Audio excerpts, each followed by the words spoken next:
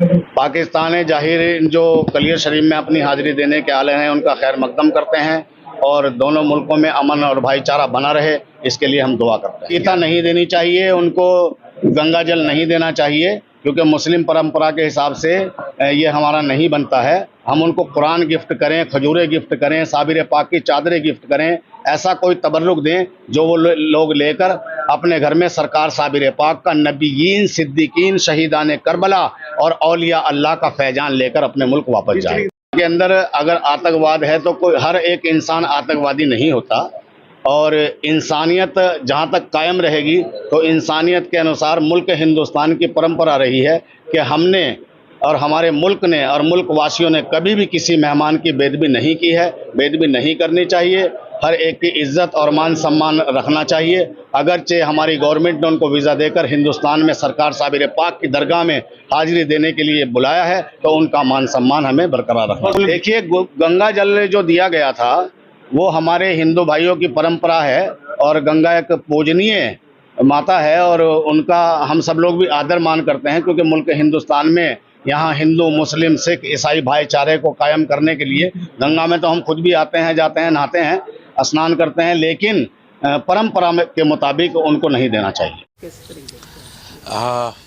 अभी जैसे कि आपने बताया कि कोई सूफ़ी राशिद हैं और उन्होंने एतराज़ जताया है कि हमने जो पिछली बार श्रीमद् भगवद गीता, गंगा जली, रुद्राक्ष की माला पाकिस्तान से आए हुए ज़ायरीनों को भेंट की थी, उस पर आपत्ति है।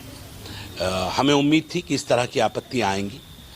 हम 150 करोड़ लोग सनातन धर्म के मानने वालों की आध्यात्मिक राजधानी देवभूमि उत्तराखंड है, और उस देवभूमि उत्तराखंड की धर्मनगरी हरिद्वार के एक कोने पर स्थित है पीरान कलियर। मुझे लगता है कि यहाँ से एक संदेश जाने की ज़रूरत हमेशा रहती है। पाकिस्तान से लोग आते हैं, हम उनकी आस्था का सम्मान करते हैं, वो साबिर पाक के मानने वाले हैं, लेकिन जो 150 करोड़ सनातनी हैं उनकी आस्था का सम्मान भी होना चाहिए। पाकिस्तान के ऊपर जो हमारे हिंदू भाइयों के ऊपर जुल्म होता है वो किसी से छुपा नहीं है, वो एक कड़वी सच्चाई है। तो अगर हम यहाँ से संदेश देकर ये बताने की कोशिश कर रहे हैं कि जो हमारे अल्पसंख्यक समाज के लोग पाकिस्तान में रहते हैं, जो हिंदू समाज के लोग पाकिस्तान में रहते हैं, जो सनातन समाज के लोग पाकिस्तान में रहते हैं, उनके चाहने वाले उनके अपने यहाँ रहते हैं, अगर आपको सम्मान चाहिए तो हमारे लोगों को वहाँ सम्मान देना पड़ेगा। इस सोच के साथ हमने श्रीमद् भगवद गीता हिंदी, उर्दू और इंग्लिश संस्करण जो पाकिस्तान से आए हुए ज़ायरीन थे उन्हें दिया। हमने गंगा जली उनको भेंट की, रुद्राक्ष की माला भेंट की, और उनसे कहा कि सह सम्मान आप इसे ले जाएंगे, और हमारे जो वहाँ पर मंदिर हैं, जो मठ हैं, वहाँ पर जाकर आप सह सम्मान उन्हें सौंपेंगे, कहेंगे ये हिंदुस्तान की तरफ से, वहाँ के लोगों की तरफ से आपके लिए तोहफा आया है। मुझे लगता है कि अगर पाकिस्तान के लोगों को हिंदुस्तान में आना है, अपनी परंपराओं का सम्मान कराना है, तो हमारी परंपराओं का सम्मान भी करना पड़ेगा। अगर वो प्यार की भाषा समझते हैं तो प्यार की भाषा में समझाएंगे, और नफरतों की भाषा में समझेंगे तो उस भाषा में भी हमें जवाब देना आता है।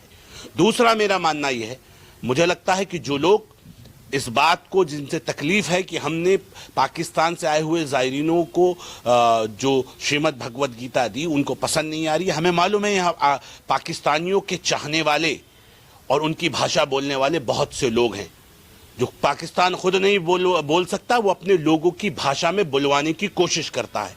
मैं फिर इस बात को कह रहा हूं, अगर हिंदुस्तान में, भारत में, देवभूमि उत्तराखंड में सम्मान चाहिए तो सम्मान देना पड़ेगा। जो सम्मान कर नहीं सकते वो हमसे कम से कम सम्मान की उम्मीद ना रखें। तो क्या